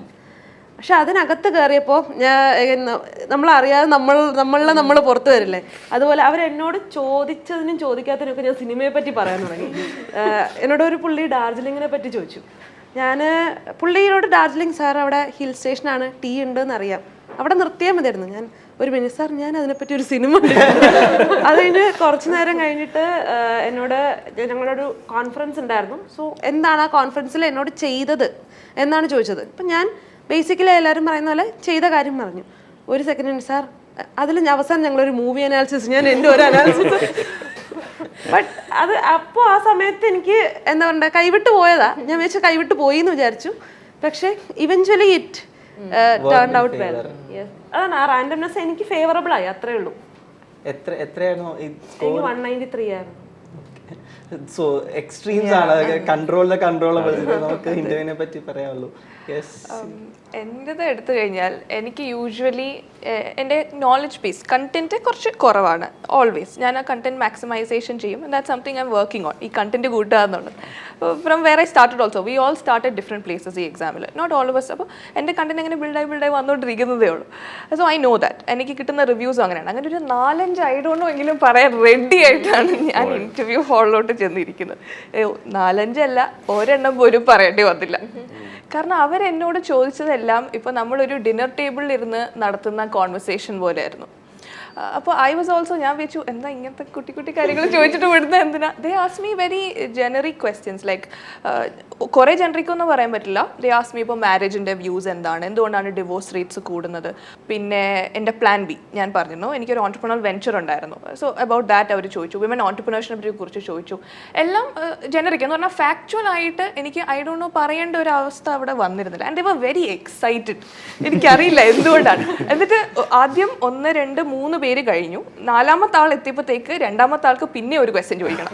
അപ്പോൾ ബോർഡ് മെമ്പർ പറഞ്ഞു നോ സമയമില്ല, സോ യു വെയിറ്റ്, 5ാമത്തെ ആൾ കൂടെ കഴിഞ്ഞിട്ടേ ചോദിക്കാവൂ. So he also, I think psychology വരുമ്പോൾ എല്ലാവർക്കും ഒരു ഇൻട്രസ്റ്റ് ആണ്, എന്താണ് സൈക്കോളജി, കുറച്ച് ക്യൂരിയസ് ആണ്. So they were asking me what the applications of psychology. ഇപ്പോൾ ടെററിസത്തിൽ എന്താണ് സൈക്കോളജി. ആൻഡ് ഞാൻ ചെയ്ത ഒരു കാര്യം എന്ന് പറഞ്ഞാൽ I always try to link it to my life. കാരണം ഞാൻ പറഞ്ഞു എൻ്റെ നോളജ് ബേസ് കുറവാണ്, എനിക്ക് കൂടുതൽ അറിയാവുന്ന എൻ്റെ ലൈഫിനെ കുറിച്ചാണ്, പിന്നെ ഞാൻ പഠിച്ച കുറച്ച് കാര്യങ്ങളെക്കുറിച്ചാണ്. സോ എല്ലാ ക്വസ്റ്റനും I try to link it to my DAF. ഇപ്പോൾ ടെററിസത്തിനെ കുറിച്ച് തന്നെ ചോദിച്ചപ്പോൾ ദേ ആസ്ക് മീ ടെററിസത്തിൻ്റെ പ്രിൻസിപ്പിൾസ്, സൈക്കോളജി പ്രിൻസിപ്പിൾസ് നല്ല രീതിയിൽ എങ്ങനെ ഉപയോഗിക്കാൻ പറ്റും. സോ ഞാനൊരു NCC കേഡറ്റ് ആയിരുന്നു 3 years. അപ്പോൾ അവിടെ നമ്മൾ യൂസ് ചെയ്യുന്ന അതേ പ്രിൻസിപ്പിൾസ് ആണ്, ഒരു കമ്പാനിയൻഷിപ്പ് അല്ലെങ്കിൽ ഒരു ലവ് അല്ലെങ്കിൽ ഒരു ബിലോങ്ങിങ്നെസ്സിൻ്റെ ഫീലിംഗ്, അതൊക്കെ കൊണ്ടുവന്നാണ് നമ്മൾ ആർമി അങ്ങനത്തെ ഇൻസ്റ്റിറ്റ്യൂഷൻസിനെ വളർത്തുന്നത്. So I could come back to my ഡാഫ്.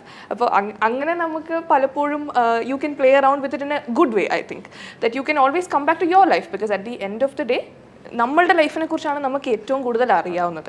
So that is one thing I did. പിന്നെ അഗൈൻ ഇവരൊക്കെ പറഞ്ഞതുപോലെ തന്നെ വളരെ സബ്ജക്റ്റീവാണ്. It is not my judgement, it is their judgement. അത് നമുക്കൊന്നും പറയാൻ പറ്റില്ല. And I understand that. പക്ഷേ ഈ ഒരു ഐ ഡോണ്ട് നോയും പറയേണ്ടി വന്നില്ല എന്നുള്ളത് I was very happy. At the same time ഞാൻ വിളിച്ചു ഇനി ഞാൻ മേ ബി ലൈക്ക് കുഞ്ഞായതുകൊണ്ട് അവർ ജസ്റ്റ് പറഞ്ഞിട്ടങ്ങ് വിട്ടതാണോ, ഇനി എനിക്ക് കിട്ടില്ലേ, അങ്ങനത്തെയൊക്കെ ഒരു ഇതുണ്ടായിരുന്നു. ബിക്കോസ് എനിക്ക് വളരെ കോർഡിയലായിരുന്നു, എനിക്ക് വളരെ എക്സൈറ്റഡ് ആയിരുന്നു. ഈ ലാസ്റ്റ് ക്വസ്റ്റ്യൻ പോലും ആളിങ്ങനെ വെയിറ്റ് ചെയ്തിരുന്നിട്ടൊക്കെയാണ് ചോദിച്ചത്.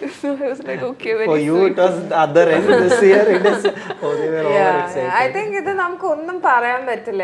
അവരുടെ ഒരു മൂഡ്. ആൻഡ് ഇതിപ്പം I think I was the second last person to go in or something. അപ്പോൾ almost like it was the end of the day, they were also wrapping up. അങ്ങനെയൊക്കെ കുറെ അവരുടെ ആ ഒരു മൂഡും അവരുടെ എന്താണ് അവർക്ക് ഫീൽ ചെയ്യുന്നത്, പിന്നെ അവർ തമ്മിലുള്ള ആ ഒരു ഐ തിങ്ക് അതും ലൈക്ക് ഞാൻ ഒബ്സർവ് ചെയ്തൊരു കാര്യമാണ്. അത് ആ ഒരു പാനൽ തമ്മിലുള്ള rapport also probably matters. Like ഇപ്പം എനിക്കത് I felt a little like unsettled അവിടെ. അപ്പോൾ അങ്ങനെയൊക്കെ കുറേ കാര്യങ്ങൾ. പക്ഷെ ഇതൊന്നും നമുക്ക് ഒന്നും ചെയ്യാൻ പറ്റില്ല.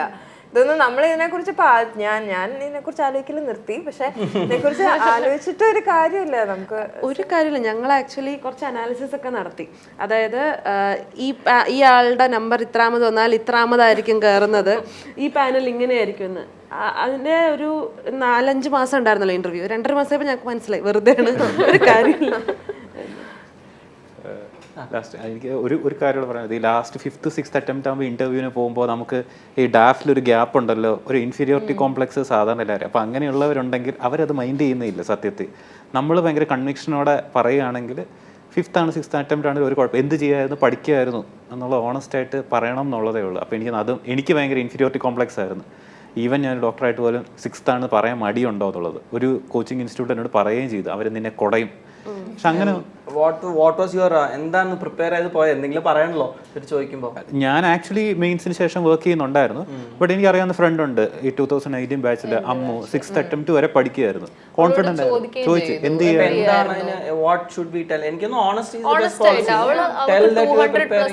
അപ്പൊ ഇതെന്റെ പെർസീവറൻസിനെയാണ് കാണിക്കുന്നത്. ഞാൻ ഇത്രയും നാൾ ഇത് പഠിക്കുകയായിരുന്നു. അപ്പൊ നിങ്ങൾ അങ്ങനെ ഉണ്ടെങ്കിൽ അതൊരു പേടിക്കേണ്ട എന്നോട് ഞാൻ ആഡ് ചെയ്തേ ഉള്ളൂ. എനിക്ക് എവിടെയൊക്കെയോ honesty, like not showing all our colours, പക്ഷെ ഓണസ്റ്റി ജെന്യൂനിറ്റി എവിടെയൊക്കെ റിവാർഡ് ചെയ്യുമെന്ന് എനിക്ക് തോന്നിയിട്ടുള്ളൊരു കാര്യമാണ്. പിന്നെ ചിലപ്പോൾ ഈ ചില മോക്ക് ഇന്റർവ്യൂസിനൊക്കെ പോകുമ്പം അതായത് ചില ആൾക്കാർ വിചാരിക്കും അവരുടെ ഡാഫിൽ വെക്കാനൊന്നുമില്ല, ചില ആൾക്കാർക്ക് വെക്കാൻ കുറേ കാര്യങ്ങളുണ്ടാവും. ഇപ്പോൾ എൻ്റെയൊക്കെ ഡാഫിനകത്ത് വെക്കാൻ കാരണം എനിക്ക് വർക്ക് എക്സ്പീരിയൻസ് ഉണ്ട്. എൻ്റെ അടുത്തൊന്ന് ഇൻട്രൊഡ്യൂസ് ചെയ്യാൻ പറഞ്ഞു കഴിഞ്ഞാൽ തന്നെ 3 സ്ഥലത്ത് ജോലിയും 2 PG കഴിയുമ്പോൾ തന്നെ 10 മിനിറ്റ് കഴിയും. അപ്പോൾ എല്ലാം ഈ മോക്ക് ഇൻ്റർവ്യൂവിനൊക്കെ പോകുമ്പോൾ അവരാദ്യം നോക്കുന്നത് ഈ കാര്യങ്ങളൊക്കെയാണ്. എവിടെ പഠിച്ചു, എന്ത് ചെയ്തു, അതൊക്കെ നോക്കുമ്പോൾ മോക്ക് ഇൻ്റർവ്യൂസിലൊക്കെ പറയുമ്പോൾ ദിസ് ഇസ് ലൈക്ക് നല്ല ഡാഫാ, നല്ല CV അല്ലേ, അപ്പോൾ ഒരു കുഴപ്പമുണ്ടാവില്ല, യു വിൽ ഡു വെൽ. പക്ഷേ it doesn't matter. I M A living example that it doesn't matter. അപ്പോൾ But I'll tell you one thing, the next, if you go one more time, if at all, ini ezhudan plan illa nu parnu, if at all, next time you might be a topper. Yeah, maybe. That because Meera first attempt lo 165 ആയിരുന്നു, next attempt lo 206 ആണ്. The reverse also is there. 206 ന്ന് 165 വന്നവരും ഉണ്ട്. അപ്പൊ subjectivity it's unpredictable. അതൊന്നും പറയാൻ പറ്റില്ല. പക്ഷെ മീര പറഞ്ഞൊരു കാര്യം, നമ്മളുടെ ഡാഫ് വെച്ച് നമ്മൾക്ക് ഒരു സുപ്പീരിയറിറ്റി ഇൻഫീരിയറിറ്റി കോംപ്ലക്സ് ആവശ്യമില്ല. കാരണം ഡാഫ് വെച്ചല്ല അവർ നമ്മളെ ജഡ്ജ് ചെയ്യുന്നത്. അതൊരു സ്റ്റാർട്ടിംഗ് പോയിന്റ് ആവും ഒരു കോൺവെർസേഷന്റെ, അത്രേ ആവുന്നുള്ളൂ. നമ്മൾ ഈ പ്രിപ്പറേഷൻ ജേർണിയിൽ most of us would have been preparing in Trivandrum. എനിക്ക് തോന്നുന്നു ഓൾമോസ്റ്റ് എല്ലാ അക്കാഡമിയിലും നമ്മൾ കൊണ്ട് കുറച്ച് പൈസ കൊടുത്തിട്ടുണ്ടാവും. പല ഫേസ് ഇൻ്റർവ്യൂ മാത്രമേ ഫ്രീ ആയിട്ടുള്ളൂ. അപ്പോൾ ഇൻ്റർവ്യൂവിനാണെങ്കിലും നമ്മൾ എല്ലാ അക്കാഡമിയിലും കയറി ഇറങ്ങും. And we are happy that you are part of, you came to Shankar IAS Academy at some point of your preparation, and we could all associate, we could help you in this preparation journey, and we would be very happy to hear how you are associated with Shankar IAS Academy and the small role, ചെറിയ role ആയിരിക്കും, പക്ഷെ ആ role എന്താണെന്ന് കേൾക്കാൻ we would be really happy. I think I should begin with ശങ്കറിൻ്റെ environment book. അത് പഠിക്കാത്ത ഒരു ആസ്പിരൻ്റ് പോലെ കാണില്ല. അത് ഭയങ്കര വെൽ കമ്പൈൽഡ് ബുക്കാണ്. പേഴ്സണലി അക്കാഡമി എന്നുള്ള ഞാൻ മെയിൻസിൽ ഗൈഡൻസ് എടുത്തിട്ടുണ്ട്. ഡീറ്റെയിൽ ആയിട്ടുള്ള ഫീഡ്ബാക്കിന് ഭയങ്കര കോൺഫിഡൻസ് ആയിരുന്നു. പിന്നെ ഇൻഡിവിജ്വലി എനിക്ക് സാറുമായിട്ട് കണക്ഷൻ ഉള്ളതുകൊണ്ട് സാർ ഭയങ്കരമായിട്ട് എന്നെ ഹെൽപ്പ് ചെയ്തിട്ടുണ്ട്. അത് പറയാതെ പറ്റത്തില്ല. ഫൈനലി ഇൻ്റർവ്യൂ ഞാൻ ഭയങ്കര കോൺഫിഡൻ്റ് ആയിട്ട് വന്നിട്ട് എൻ്റെ ഗ്യാപ്സ് എനിക്ക് മനസ്സിലായത് ഇവിടുത്തെ ഒരു ഇൻ്റർവ്യൂവിന് നിന്ന്. ഹെൽത്ത് ഭയങ്കര ഞാൻ ഓവർ കോൺഫിഡൻ്റ് ആയിരുന്നു. പക്ഷേ അതിൽ തന്നെ ഒത്തിരി ഗ്യാപ്പ് ഉണ്ടെന്ന് എനിക്ക് മനസ്സിലായി. So like you said, every aspirant ലൈഫിൽ എപ്പോഴെങ്കിലും എനിക്ക് ഒന്ന് അക്കാഡമി വന്ന് പോയിട്ടുണ്ടാവാം. So thank you. എനിക്ക് ശങ്കറുമായിട്ടൊരു ലോങ് അസോസിയേഷൻ ആയിരുന്നു ഉണ്ടായിരുന്നത്. എനിക്കൊന്ന് ശങ്കർ അക്കാഡമി ട്രിവാൻഡ്രത്ത് സ്റ്റാർട്ട് ചെയ്യുമ്പോഴൊക്കെ ഞാൻ അന്ന് സോഷ്യോളജി ആയിരുന്നു എൻ്റെ ഓപ്ഷനിൽ. അപ്പോൾ അന്ന് മുതൽ ഞാൻ രജിത മാമിൻ്റെ ടെസ്റ്റ് സീരീസ് ചെയ്യുമായിരുന്നു. ആൻഡ് എല്ലാ അറ്റംപ്റ്റ്സിലും ഐ ഹവ് ബിൻ അസോസിയേറ്റഡ് ഉള്ളി with her mostly sociology test സീരീസിന്. പിന്നെ 2 തവണ ഞാൻ ക്ലിയർ ചെയ്ത 2 തവണ മെയിൻ സ്റ്റോമിങ് ടെസ്റ്റ് സീരീസും ശങ്കറിൽ തന്നെയായിരുന്നു എടുത്തിരുന്നത്. അപ്പോൾ ആ ഒരു സ്ട്രക്ചേർഡ് ആയിട്ടുള്ള ഒരു അപ്രോച്ചിൽ അപ്പം like all the time when I cleared, I think Shankar was a part of my journey. So there's a big thank you for that. Thank you for coming to Shankar actually. Meera. ശങ്കറിൽ ഞാൻ ആദ്യം വന്നത് main storming പ്രോഗ്രാമിലാണ്. എൻ്റെ mains test series ഇവിടെയായിരുന്നു. എൻ്റെ sociology test സീരീസും ഇവിടെയായിരുന്നു. രജിത മാമിൻ്റെ ഗൈഡൻസിലായിരുന്നു. അപ്പോൾ സോഷ്യോളജി, കമ്മിങ് ടു സോഷ്യോ, എനിക്ക് തോന്നുന്നു എനിക്ക് സോഷ്യോയിൽ ഇത്രയും മാർക്ക് രജിത മാമിൻ്റെ ഗൈഡൻസ് ഇല്ലായിരുന്നു, എനിക്ക് കിട്ടില്ലായിരുന്നു. ഫസ്റ്റ്ലി അത് ടെസ്റ്റുകൾ മാത്രമല്ല, മാമിൻ്റെ ടെസ്റ്റ് ഡിസ്കഷൻസ് കണ്ടിട്ടാണ് ശരിക്കും അതൊരു ക്ലാസ് മാതിരിയായിരുന്നു. ഞാൻ ഒറ്റയ്ക്കാണ് സോഷ്യോ പ്രിപ്പയർ ചെയ്തത്. അപ്പോൾ അതിൻ്റെ എല്ലാ ഗ്യാപ്പുകളും അവിടെ ഫില്ല് ചെയ്തു. പിന്നെ ഈവൻ മെയിൻസിൻ്റെ ആണെങ്കിലും ടെസ്റ്റ് സീരീസ്, ഐ തിങ്ക് ഇവിടുത്തെ എത്തിക്സിൻ്റെ ടെസ്റ്റൊക്കെ ഇത്തിരി കോംപ്ലിക്കേറ്റഡ് ആയിട്ടാണ് ക്വസ്റ്റ്യൻസ് വരിക. അപ്പം അന്ന് ഇവിടെ എഴുതുമ്പോൾ ഞാൻ താഴെ നിന്നിട്ട് അഡ്മിൻ മാമിൻ്റെ അടുത്ത് പോയി പറയും, മാം ഇങ്ങനെയൊന്നും ക്വസ്റ്റ്യൻ വരില്ല, ക്വസ്റ്റ്യനൊക്കെ സിമ്പിളായിട്ടാണ് വരുന്നത്, എന്താ ഇവിടെ ഇങ്ങനെയൊക്കെ ചോദിക്കുന്നത്. അവസാനം UPSCയുടെ ആ പേപ്പർ കണ്ടപ്പോൾ I was like thank you Shankar IAS, like because I think ഇവിടുത്തെ ethics really prepared me for the actual ethics paper. കാരണം ഇവിടുത്തെയും ethics questions used to be 3-4 lines. അത് ക്വസ്റ്റ്യൻ മനസ്സിലാക്കി വരുമ്പോൾ തന്നെ കുറേ സമയം എടുക്കും. അപ്പോൾ പക്ഷേ it was exactly the same thing that came in the actual ethics exam. അപ്പോൾ മെയിൻസിനും സോഷ്യോളജിക്കും ദിസ് വാസ് ഭയങ്കര ഹെൽപ്ഫുൾ ആയിരുന്നു. പിന്നെ അതുമാത്രമല്ല, എൻ്റെ ഓരോ ടെസ്റ്റിൻ്റെയും സ്കോറൊക്കെ കുറയുമ്പോൾ എനിക്ക് ഇവിടെ ഫീഡ്ബാക്കിൽ ഇൻ പേഴ്സൺ വരാൻ ഭയങ്കര എംബാരസിങ് ആയിരുന്നു. കാരണം മാർക്കൊന്നുമില്ല.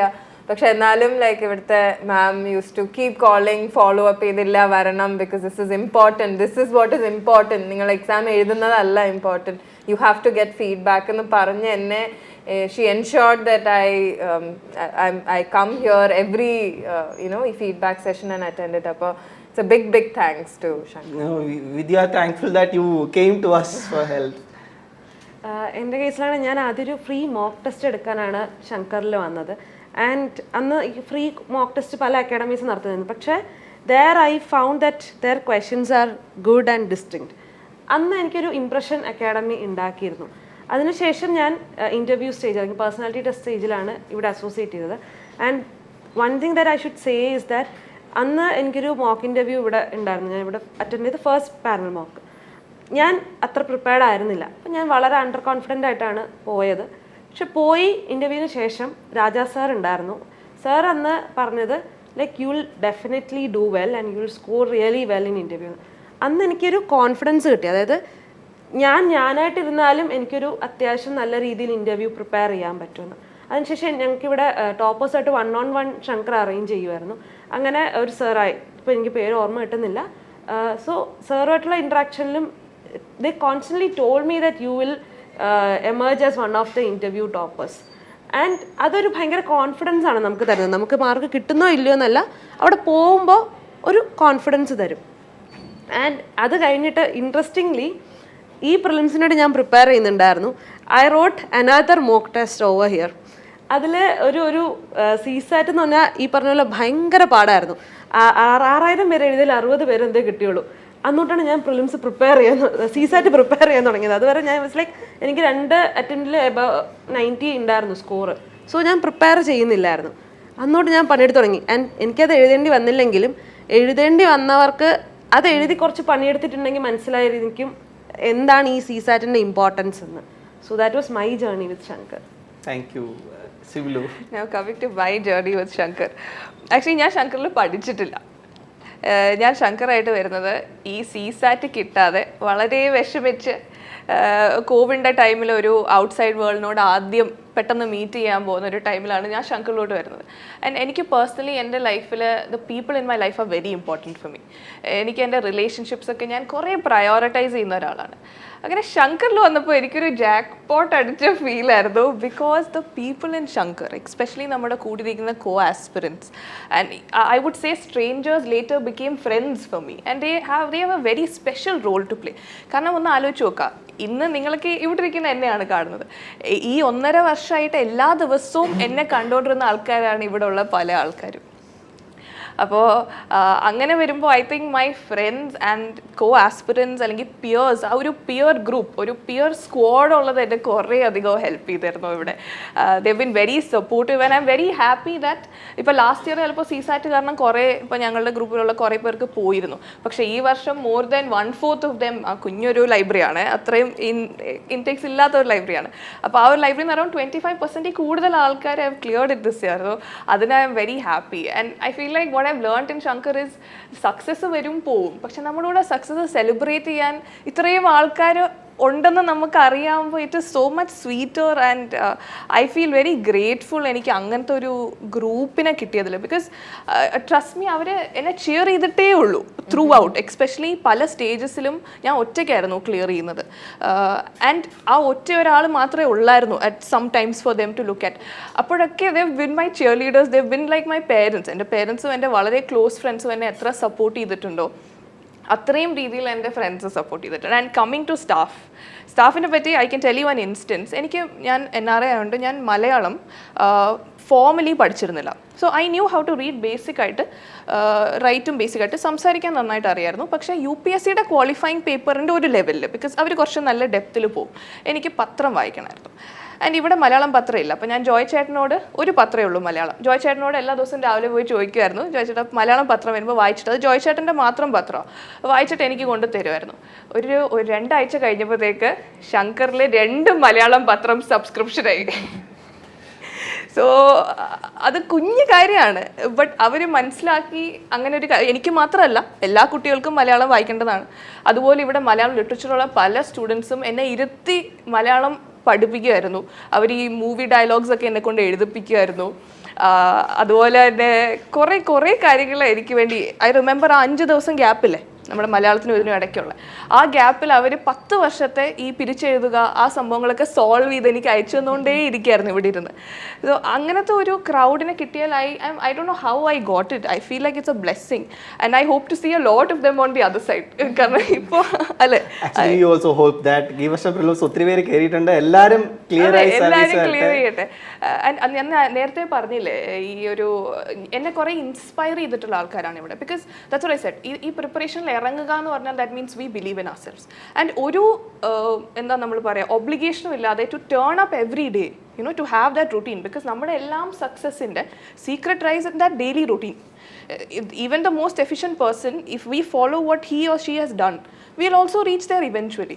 So അത്രയും എഫിഷ്യൻ്റ് ആയിട്ടുള്ള ഒരു ഗ്രൂപ്പിനെ കാണാൻ പറ്റുന്നത്, I think I am deeply grateful for Shankar. And coming to ടെസ്റ്റിലും ഐ ഹവ് ബിൻ കുറേ അധികം എന്നെ മെൻറ്റേഴ്സ് ഹെൽപ്പ് ചെയ്തിട്ടുണ്ട്, ഇവാലുവേഷൻസ് ചെയ്തിട്ടുണ്ട്. ഇപ്പോൾ ബിഫോർ കമ്മിങ് ടു ശങ്കർ എനിക്ക് ക്ലിയർ ചെയ്തിട്ടുള്ള ഒരാളെ പേഴ്സണലി അറിയില്ലായിരുന്നു. Now I'm grateful that I have so many people here to talk to. In case ഇപ്പോൾ എനിക്ക് ഞാൻ ഒന്നും കൂടി എഴുതണമെങ്കിൽ. പക്ഷേ നേരത്തെ അത് ഇല്ലായിരുന്നു. പലപ്പോഴും ഒരാളൊക്കെ ആയിരുന്നു എനിക്ക് ആക്സസ് ഉള്ളത്. ആൻഡ് അതിന് the institute has helped me connect to a lot of people who have cleared. So അതിനൊക്കെ I would say this is a little home away from home for me. And thank you so much. Thank you, Sivulu, for coming us, trusting us, all this. And being a part of Shankar family. All of you, thank you for being a part of Shankar family. When ningodu samsarikkumbol ariyam that you are all going to be really good bureaucrats. Okay, our maturity, the way you talk, the way you analyze things. I know all of you are very young, kind of very young, and life is still full on coming for you. And I'm sure that I'm eagerly waiting to see what all of you will do on field. ഈ പറയുന്ന പോലെ നിങ്ങൾ ചെയ്യുന്ന ഓരോരോ കാര്യങ്ങളും celebrate ചെയ്യാൻ ഞങ്ങൾ eagerly waiting ആണ്. Do let us know all the good things, everything which is happening in your life. And thank you so much for coming. ഈ ഒരു ടൈറ്റ് ഷെഡ്യൂളിനിടയിലും ഞങ്ങളോട് വന്നതിനും ഇത്രയും നേരം നമ്മളോട് സംസാരിച്ചതിനും ഹൃദയത്തിൽ നിന്ന് നിങ്ങൾ ഓരോരുത്തരോടും നന്ദി പറയുന്നു. And once again hearty congratulations and wishing you all the very best. Thank you so much. Thank you.